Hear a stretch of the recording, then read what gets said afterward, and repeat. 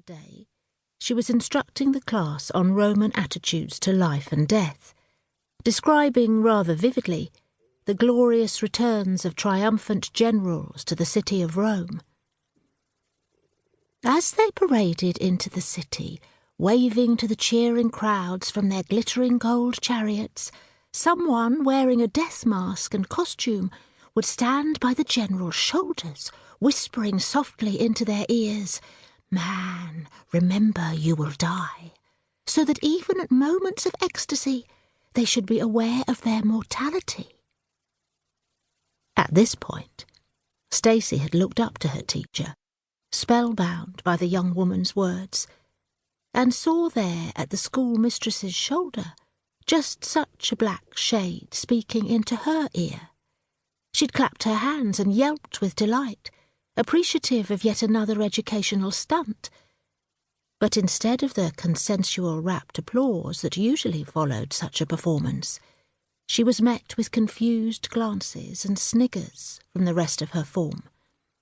In fact, Stacey was then administered a sharp scolding and an instruction to pay attention.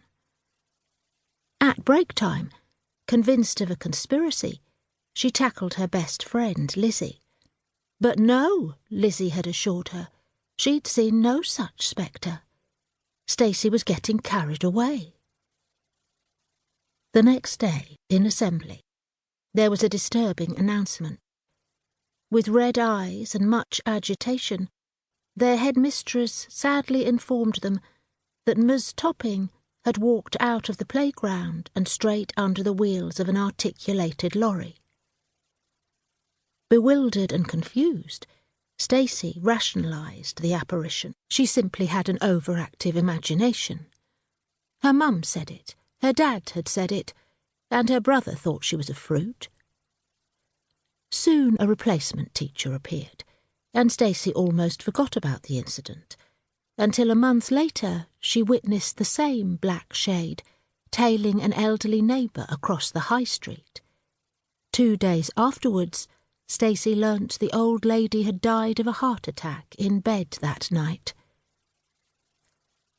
Over the next few years, the apparition continued to reappear and disappear, leaving in its wake a series of corpses.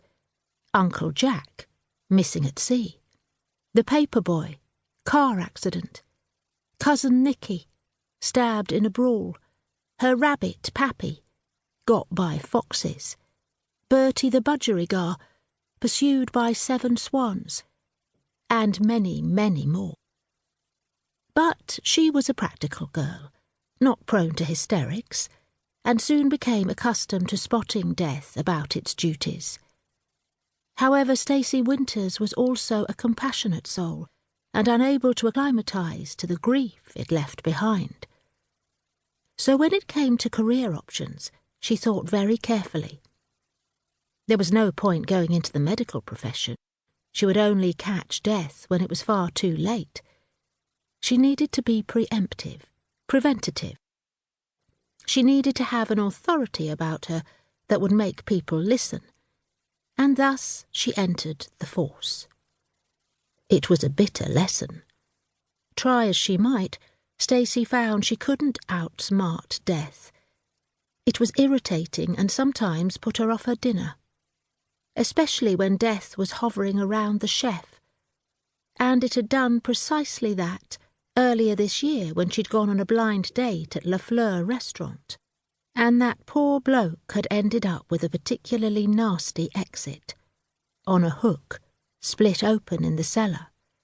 She'd had to go on duty the following day and guard the entrance to the crime scene. The whole thing made her feel guilty, quite unsettling. But today was different.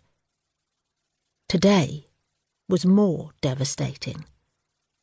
She hated it when death took the young. She'd given out a loud moan this morning, when from the window of the panda car she'd spied Daniel at the roadside, the hungry and homeless sign on his lap, and death at his shoulder. A familiar weariness descended, and fleetingly she was possessed by the urge to bloody well put death in its place. Shaking her head.